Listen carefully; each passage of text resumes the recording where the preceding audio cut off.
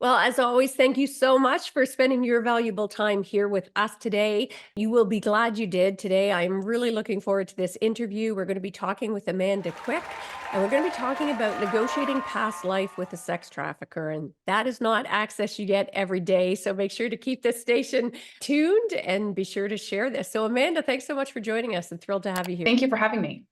Yeah, and for those of you who don't know, Amanda Quick, she's an international best-selling author. She's a TEDx speaker. She's a trauma advocate now.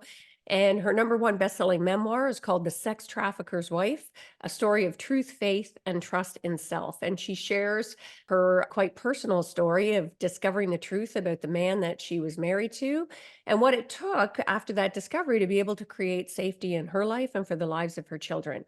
And she has since founded the nonprofit, the Golden Haven Foundation, with a mission to help those who are trying to fight for custody from their abuser or their children's abusers. So let's jump right in and talk about the elephant in the room. I'm sure as soon as people heard the topic, they're, from that intro, they're going to want to know your story. So how did you come to this place? How did you come to your discovery and the work that you now do? Well, so it all started when my ex-husband, then husband at the time, didn't come home from work one day. Yeah. And I, was at the time a stay-at-home mom. My kids were 1, 4, and 5.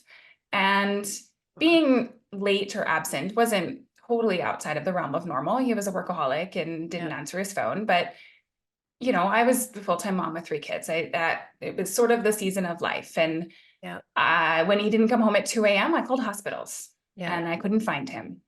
And at 5 a.m., I called non-emergency dispatch going, I don't know when I can report it missing, but I don't know what else to do. Yeah. And they said, let's transfer you to the jail. If he's not there, call us back. I was like, well, okay, I'll call you right back because that's the furthest thing from my mind. And turns out that he was, in fact, in jail. He had been arrested for attempted human trafficking and his bond was $250,000. Wow. Wow, that's got to be a shocker. I mean, I can't. I about dropped the phone, though. What? Yes. And for me, I didn't even know what it meant. Yeah. And I think that most people don't actually even know what, our brain goes to this like shipping containers and cross borders. And we're in this like small town. Huh? Yeah. I didn't understand. First of all, I thought it was a mistake. I thought maybe he was dead in a ditch somewhere. And then I didn't even, I go to like worst case scenario, freaking out. And then I somehow feel like I'm in danger because none of this makes any sense. And, you go through this huge realm of emotions. It's at 5 o'clock in the morning. I got 3 sleeping kids in the house, just insanity. Yeah. And as the truth unraveled, what did you end up discovering, Amanda? So his version of events, because he had his story, was that he had been soliciting adults and that he had been soliciting adults his entire adult life, our entire marriage, unbeknownst to me. Yeah. And he says it, and he tells me in this disclosure, very flippant, like, oh, this has been going on since forever. Yeah.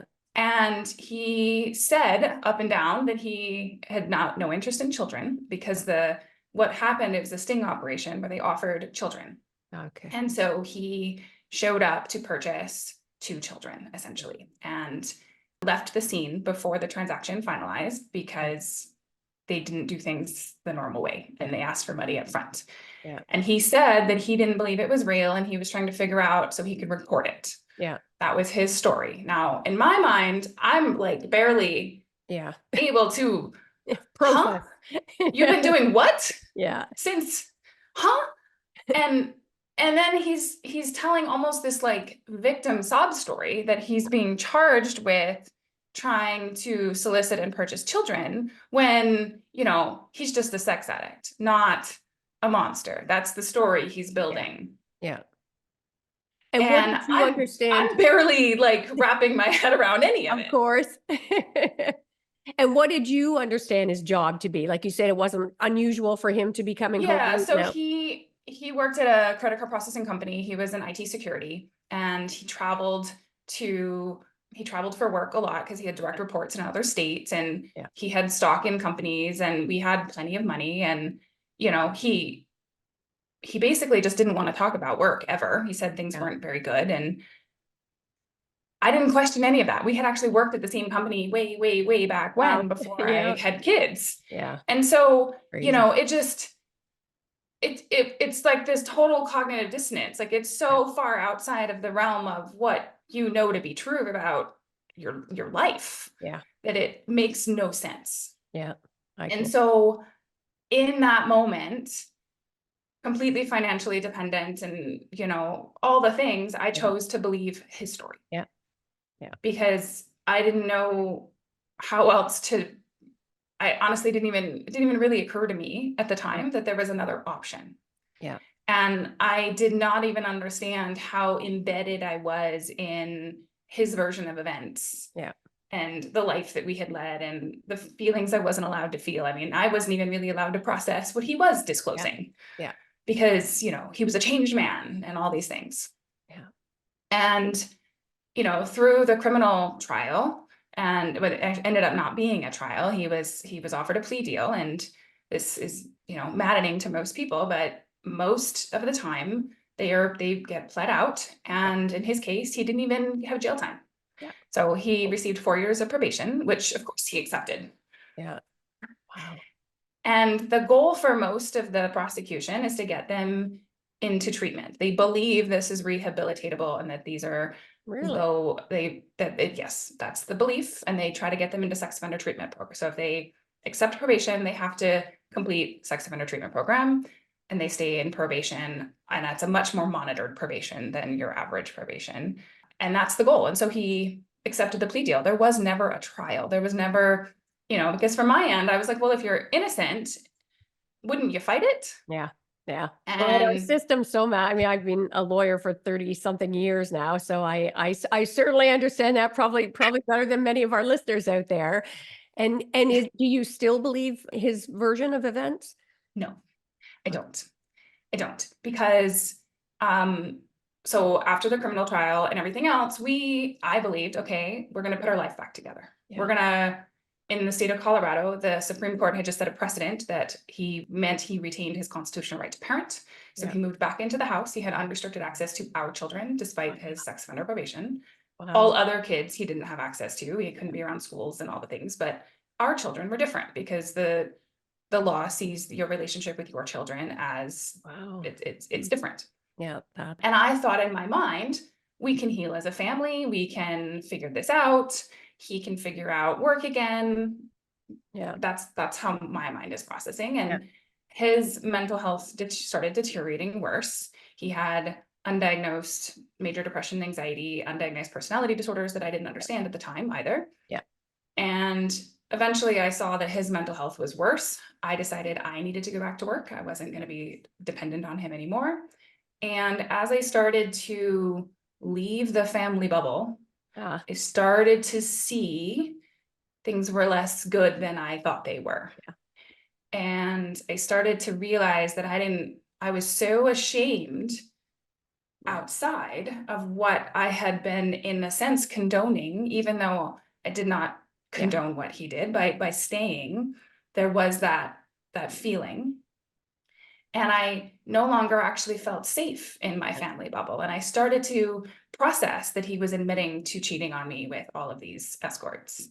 And, you know, I started to feel like there was ghosts in the room at all times. And I started to feel like there was, and every time he had a new evaluation, because on probation, they have new evaluations, new disclosures would come to light. Yeah. So at first it was, you know, this many, and then the number doubled. And then we added men, and then we added all, like, it's more disclosures every time. And I'm like, what else do I not know? Yeah.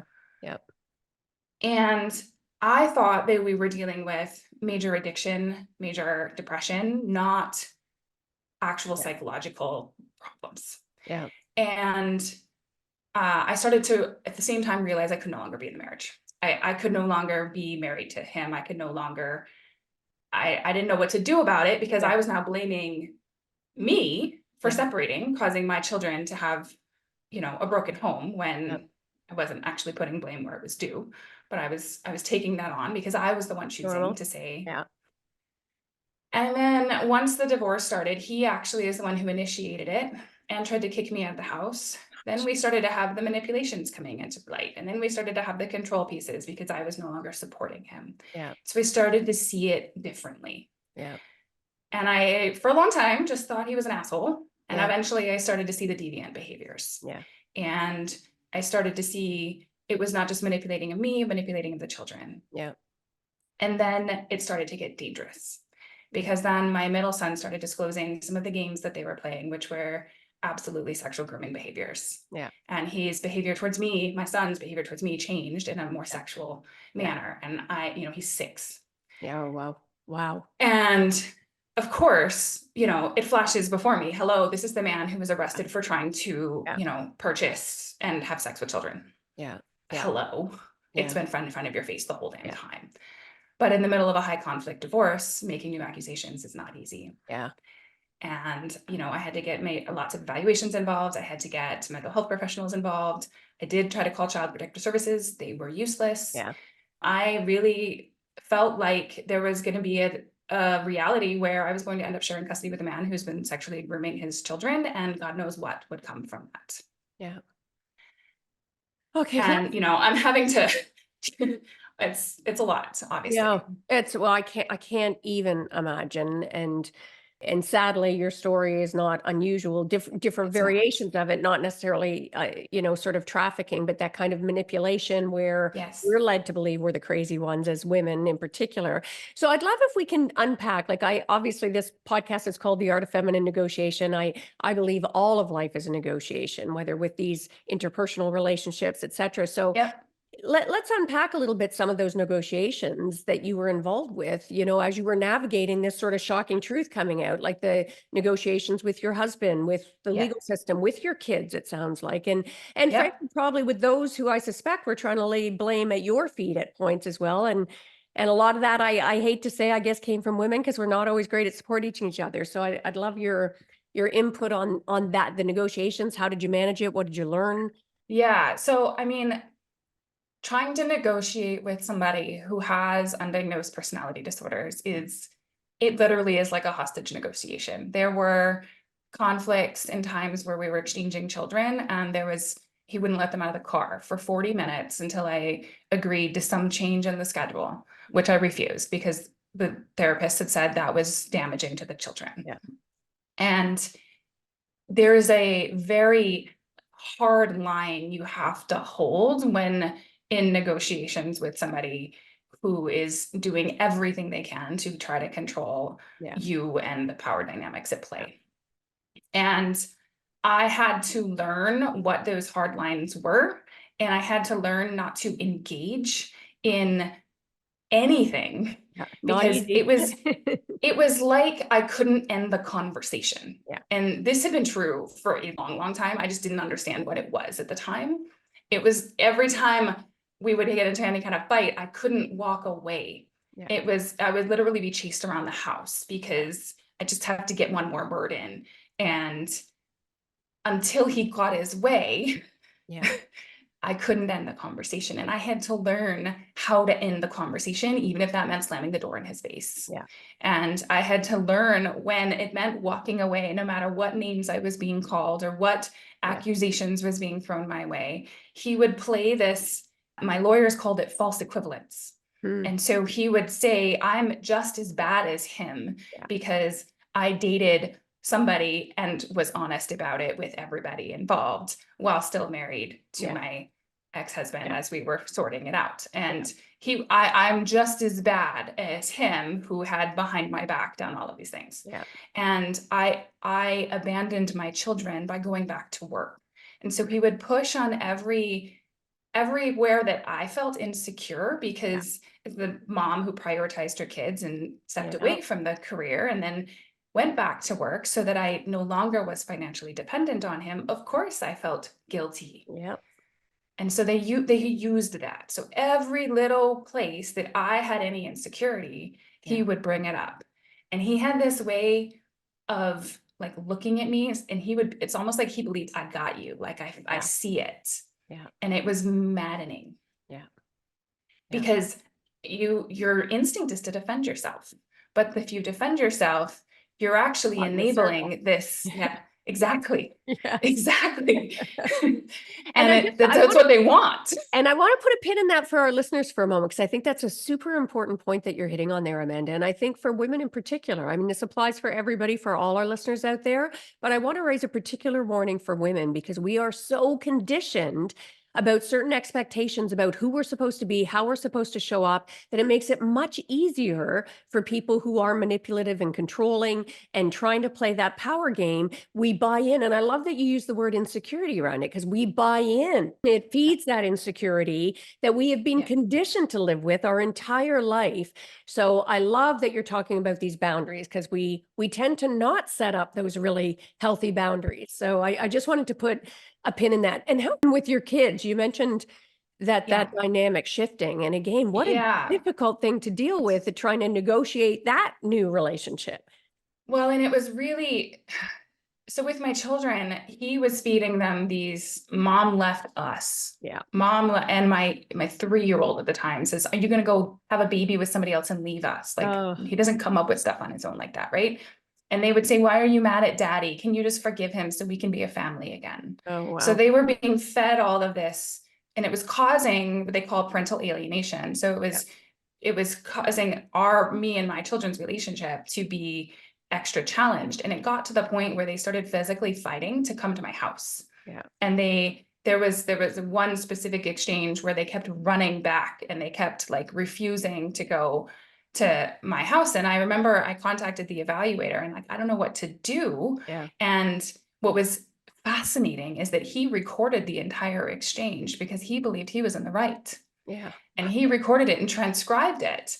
And what ended up happening is, as the evaluator, who was a mental health professional assigned the case, said he actually was enabling their behavior. He said how cute and fun, and he told them he loved them over 20 different times. And he was enabling this game for attention for them to continue to behave this way instead of holding more boundaries. And so, like with my kids, I had to also learn different boundaries, because I had to, there was 0 boundaries at their father's house.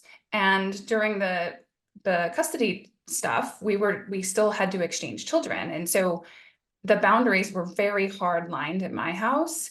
And I recognized that they were also being fed lots of screens, lots of sugar. And so they were actually in withdrawal when they were coming to me. And so they had those types of symptoms on top of all of the the words and the accusations being fed. And so the boundaries with them were very much how they treated me, how they treated each other. And then I found ways to, okay, it's the weekend. We need to get out of the house. We need to go move. We need to release.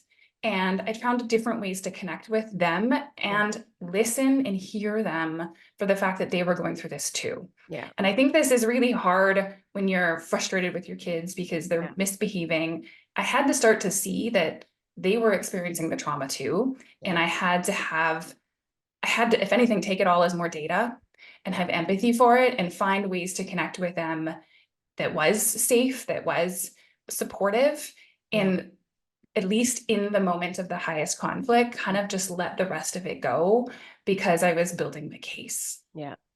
That's beautiful that you came to that on your own, Amanda. I mean, one of the models that is part of my art of feminine negotiation, I call it the no fear negotiating model. And it's all about that.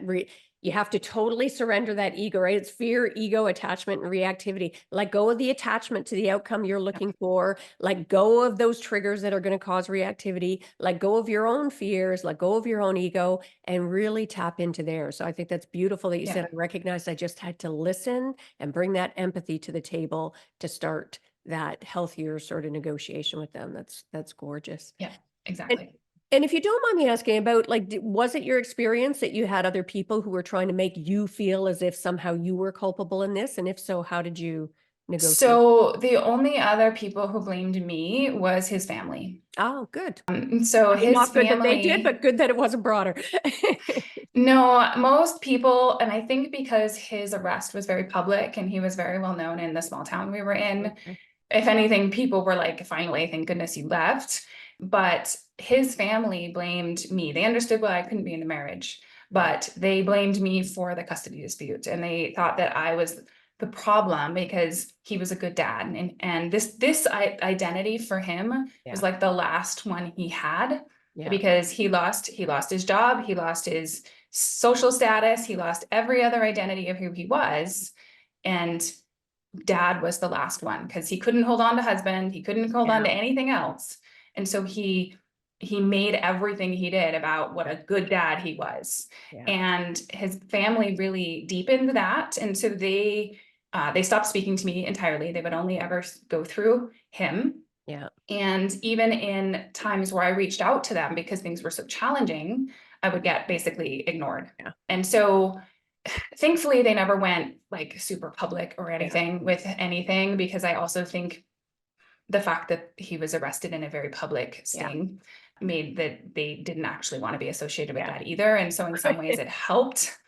But, you know, during this situation, he definitely, you know, they were the other kind of blame. Now, after the fact, after I've written my book and published it, however, I have also received lots of backlash because you bailed him out. What?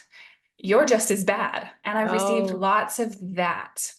I also, in my book, share and talk about the abortion that I chose to undergo because I found out I was pregnant 10 days after he was arrested. Oh my gosh. And so I share that in my book and on some of the social media channels. So I have a whole slew of judgment there. And so I've received a lot of, my story is very triggering in very ways. And then especially if people only see a 1-minute reel of one piece of it, they come at me with pitchforks.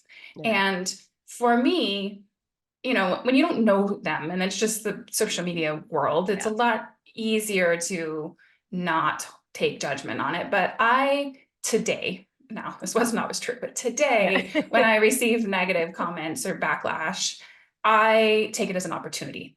Because first of all, they're actually helping my engagement because somebody else will comment on their comment and that all is supportive. And if it hits me in a way that it hurts, then it's an opportunity for me to look at where I'm still holding judgment or shame in myself.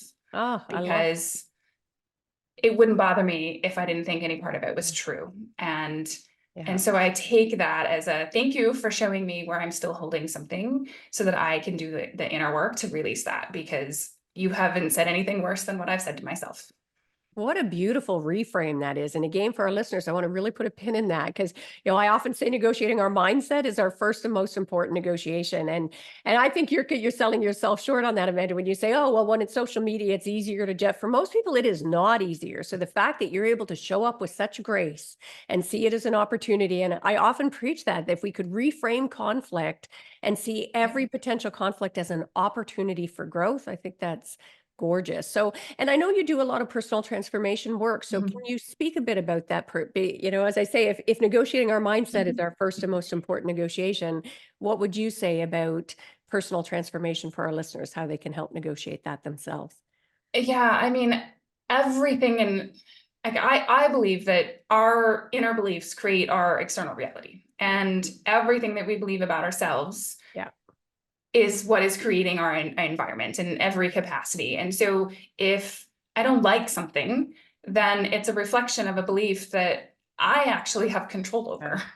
And so I always take every challenge. I mean, it might be uncomfortable and I have some emotions to process first, but once I get there, I always go and I dig deeper and I always go, what am I believing that's creating this? What do I believe about myself? What do I believe about others that's causing this reflection back in my reality on some regard? And so I always take, whether it's, you know, social media, whether it's a personal relationship, whether it's, you know, a job situation, doesn't matter. I always go, okay, this is being created to validate my belief about what? And while I don't have control of everybody else, I 100% have control over myself. And I have control over my beliefs about me and my beliefs about the world and where those beliefs have come from and all of the childhood reasons that have created this person today. And I can go and I can look back and I can say, okay, that belief served me and it kept me safe when I was a kid or a teenager or whatever, but it no longer is. And so how can I actually shift that in myself? And how can I find evidence where that's not true? Yeah. And what belief do I need to actually hold on to? And what does that look like? And it's 100% a negotiation with self Yeah. Yeah. to how do I actually want to show up for me, for my family, and in the work that I want to do, and what do I need to believe about me in order to make that happen? Yeah. And I always say that, we do not control our external reality. That's where the like release comes from. That's where the surrender is. But we do have 100% control over ourselves and our relationship with ourselves, how we speak to ourselves, and the beliefs we hold. And that's the hardest and most rewarding part of the negotiating work. Well, that was a beautiful little masterclass on that, on negotiating with self. I thought that was gorgeous. My gosh, there's a beautiful clip we're going to have to get out into the world. Now, coming back, human trafficking, I think, is one of the most talked about issues today. Certainly, it's a very hot topic. And what insights do you have on the unseen impacts of human trafficking? Yeah, so I wish that more people realized, first of all, how common it is. The fact that it exists in every single town and every single city and every single country on this planet. Yeah. It's not something that just happens in Honduras and Cuba and the places that we see in TV. Yeah. That's the first one, because the reality is everybody who's listening knows somebody who has either been impacted as a victim and or participated in some form.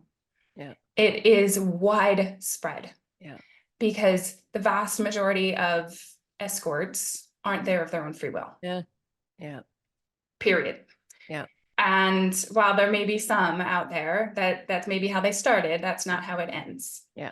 And even if they're not being, shipped across the country, they are still not in control of their physical experience. They're not in control of being sold. They're not in control in any regard. And that is human trafficking. Yeah. Buying and selling people, participating in the act of buying and selling people for whatever purpose is human trafficking. Yeah. Yeah, I love that. And so I really think it's, first of all, important to actually call it for what it is, instead of just being like, oh, well, they're just, purchasing an hour of a person's time. It's more than that. Yeah. And so there's that big piece of it. And there's also the fact that every single one of those people who's either been impacted by or participated in has a family. Yeah. They have more people connected to them. And they have children or spouses and parents. And they maybe have other jobs, and they maybe have other friends. And every single one of those people would also be impacted by the fact that they didn't know and were blindsided, and or, the things that we don't want to talk about, right? Yeah. And, what I found fascinating and actually gave me a lot of momentum is when I was getting ready to launch my book. We, as you do research and you look for comparables. Yeah. Not a single person had ever written a book from the wife's perspective. Yeah, I thought it really caught my attention, Amanda. You're right.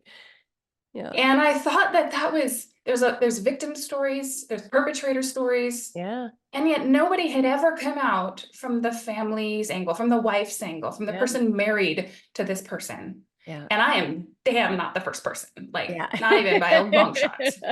Yeah.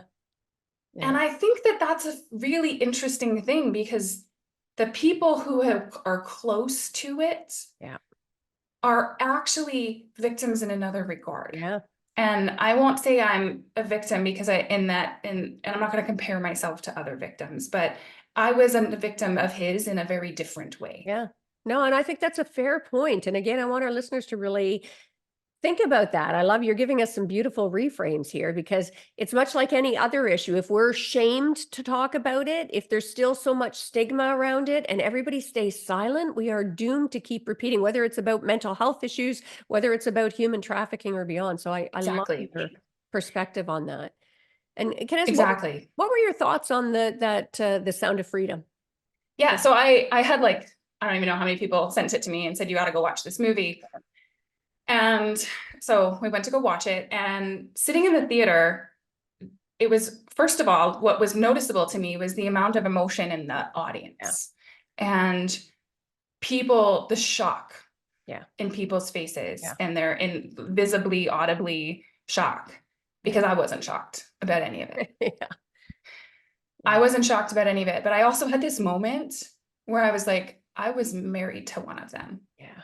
Not exactly, Yeah. no, No, but somebody who participated and purchased yeah. people in this way. Yeah. And that hit in a different way, and just a moment, but I appreciated the emotion that they put through, and I appreciated the way that they told the story. And my only criticism is the fact that they placed it so far away from the vast majority of the audience. Yeah. And this happens, and yes, the credits at the end talked about it happening in the US, but it's happening in the US in your town. Yeah. And that I wish was portrayed better. Yeah. Because people, they separate themselves from the first world and third world countries, and they don't think the problems that exist there exist here. And yes, they don't exist in the same way. But this particular one absolutely does. Yeah. Well, and thanks for sharing that perspective. It's one of the reasons I asked the question. I was interested because as soon as you talked about the unseen sort of impact, it totally shifted things for me, right? And we do distance ourselves when we see it as a problem being somewhere else, halfway around the world in remote locations. So I think that's a really important perspective that you're offering. And obviously you show up with such confidence and you're doing some great things. So kudos to you. And I know showing up with confidence is key in negotiations, personally, professionally, across the board. Did this experience shake your confidence, and how did you deal with that? 100% shook my confidence. And honestly, the relationship with my ex-husband had shaken my confidence for the 10 years before. And I didn't know how much I had changed with him until I was out. Yeah. I didn't understand how much of myself I had lost in that relationship. And I didn't understand how much of my reality was being written by somebody else. Yeah. And who I was and how I was allowed to think and feel was being written by somebody else, because it happened so slowly, and it started when I was 19. Yeah. And so I didn't get it until after the fact, when I had to really find myself again in the middle of being diagnosed with PTSD because of the amount of conflict going on, but realizing that the power that I had and finding that again was the person that was going to get me out of the situation, not the person that I had been, because the person that I had been created and participated in the situation. And I needed to find the me who was going to get me out.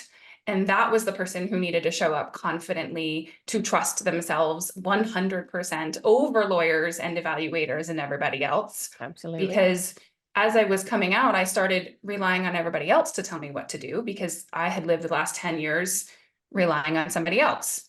And even with the starking things in front of me, I was saying, I don't know what to do. I don't know how to make a decision. You tell me. Yeah. And I was putting all of my power in everybody else's position.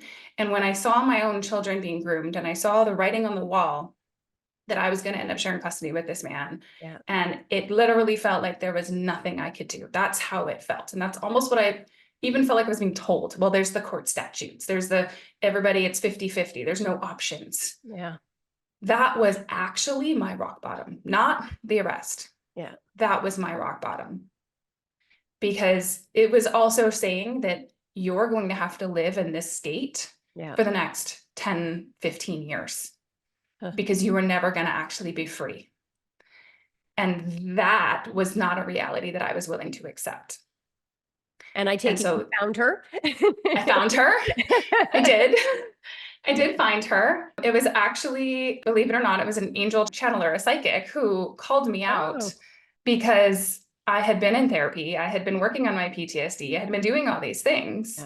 And I was actually my mental health therapist, who said, did you ever think about seeing a psychic? What? But whether you believe in psychics or angels, or it doesn't even matter, because what she said to me in that moment was, you haven't chosen.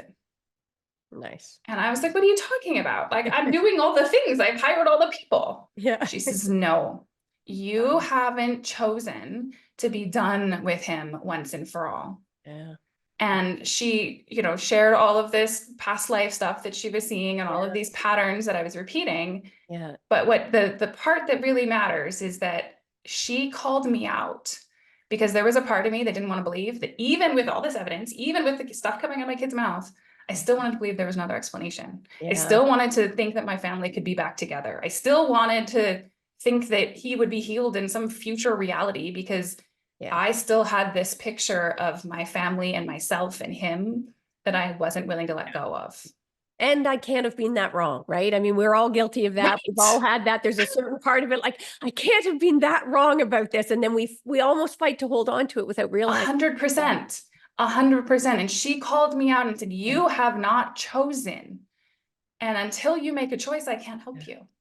And I just want to pause there for a moment, because that is striking me as such a powerful statement, not just in this situation, but, and again, for all our listeners, for everything in life, going back to what Amanda was saying earlier, our reality is determined by our thoughts and the meaning we attach to them. So as much as no matter how horrific the circumstances or our experiences have been, we all have a choice in how we respond to any stimulus, right? Like, I love that quote about between every, stimulus and response, there's a pause, and in that pause is your power to choose. So I thank you for sharing that. I think that's beautiful. And one of the other things that struck me that you're talking about, and again, for any of our listeners, if you happen to be in a situation, what you described about that, how you felt about yourself when you were in that relationship, we see that a lot as well for people who are in abusive relationships of varying kinds, because the bar keeps getting lower, right? And when we're in it, we lose perspective, so that it's easy when you're outside looking in going, oh, how can she accept that? Or how can somebody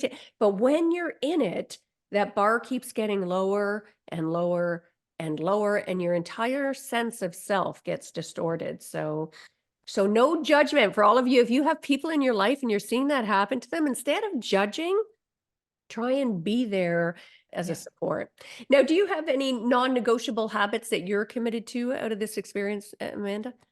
Yes. So movement, exercise saved me, mental health. Like, I didn't know what I was doing at the time, but I was gifted a treadmill right after he was arrested. And I had 3 young kids, I was the most overweight I had ever been. And I just started getting on the treadmill, and I started to realize that moving the energy, it actually gave my mind a moment of pause. Yeah. And it actually helped me get out of my head and into my body. And I continued that practice. And, COVID changed. It's not necessarily a daily practice anymore, but I ran 3 miles every day for 4+ years, because it honestly saved me. And so when there is high conflict like that, when there is huge amounts of stress, and exercise, regular, like, get your heart rate up, move your body, exercise is a non-negotiable. Beautiful. 100%. And that's for my physical health. It also taught me, as a mom, I have to put my needs first. We're not taught this. We're not taught this. So true. In fact, the court statutes actually say the ability to put your children's needs above your own is a positive. Yeah. However, I had to learn that my belief that my kids had to be okay first in order for me to be okay is part of what kept me in my marriage. Yeah. And I believed, because of my own wounding and my own parents' divorce, that the kids need their father in their lives, and he was better if I was with him. And so all this whole story got built. It was my responsibility to hold the family together. Yeah. At my own expense. Yeah. And I had to flip it, and I had to realize, and I've now learned this, and my belief has been created by my reality here, that when I'm okay, when I'm grounded, when I'm safe, my kids are okay. That's beautiful. And they receive their safety from me. Yeah. And so part of that exercise non-negotiable also includes other ways that I take care of myself. And so whether I need quiet, I go for regular salt floats. It's one of my favorite self-care activities. Yeah. I, spend time in nature. I have spiritual practices now that I do on a regular basis, and those are non-negotiable when I need to take care of me. Yeah. It's not, okay, yes, the household, obviously I'm in charge of everybody's survival. Yes. Yeah. However, I got to be okay first. Yeah. Yeah. And again, I've got to hit that again because that is so important. We are so conditioned to be martyrs. And it drives me crazy when I see you get groups of women together who often, it's almost like that scene from Jaws, right? Where everybody's showing their scars. I don't even have time for this and I don't have time for that. Mhm. As if somehow that elevates us. So I love that you are speaking out about the importance of self-care. I mean, the age-old adage about put your oxygen mask on first in an airplane like 100%. this, but it's so obvious. And you also talked about giving yourself space, which we Yeah. don't do enough. Just give yourself the space to be, the space to think, the space to create. And, we see it as lazy or self-indulgent or unproductive, but it exponentially increases our ultimate productivity. So I love that. Yes. Beautiful. Yeah. Now, I Yeah. can't believe how quickly our time has gone here. I can't, we're going to have to get you back there's so many other questions brimming in my mind that have sparked here. I love it. Thank you so much for sharing. And I normally like to end by asking, what is one of the greatest mindset shifts that you've had in your life? And it doesn't have to be about this issue at all, Amanda. It can be anything where you just kind of go, and think about life differently. Probably the very biggest one, and this situation obviously was one of the highlights of it, but I have always now come back to, and I've said, if I could sprinkle pixie dust all over the world and gives people one mindset shift, one gift, it would be that they need to trust themselves first, and trust themselves not just in the stories in their mind, but their bodies, their inner knowings, their feelings, their emotions, and to honor and believe oneself over all of this external conflict. And understanding that, following that, listening to self is what got me out of my situation, is what's created my life today, and is one thing that I wish I could give everybody in the world, is to trust themselves first. Oh, I love so important. I love that's one of the key element. Intuition is a big part of what I call by the RFIT model. And we don't, and I think historically we used to, if you look even at First Nations, I mean, my gosh, their intuition was so high. Yes. And somewhere along the line, we lost our faith in that. So what a beautiful note to end on. Thank you so much for sharing with us, Amanda. It's been great to have you here. Thank you for having me. And where can people learn more about you? Where do you want? We'll make sure to put this in the show note for our listeners, but if you Yep. want to let people know right now where they can find you. So my book is thesextraffickerswife.com. And if you want to reach out to me to work with me or have me speak or anything else, my website is amandaquickhealing.com. Beautiful. And again, thank you for sharing with us today, but also thank you for sharing your story with the world. And for our listeners out there, I have no doubt you got lots of value from this episode. Probably not exactly what you were expecting at the front end. I think just the jam-packed with so much concrete information that helps us live better lives and be better versions of ourselves across the board, whether you're dealing with a trauma situation or beyond. So make sure to give the gift of sharing as well. Share this episode with other people that you think can get some benefit from some of the great messaging that we heard here. And before we sign off today, just want to share some ways that we can work together. If you are looking to up-level your negotiation skills in life, I've got everything from online to group to my signature VIP and mastermind experiences to help you leverage your innate power to get more of what you want and deserve in life, because all of life is a negotiation. And if that sounds interesting, check out our website at artoffemininenegotiation.com. And obviously, if you haven't grabbed my book of the same title yet, grab your copy of The Art of Feminine Negotiation. And that is a wrap for this episode. So until next time, go forth and negotiate your best life on your terms so you can stop missing out and start getting more of what you want and deserve from the boardroom to the bedroom. Until next time, everyone, take care.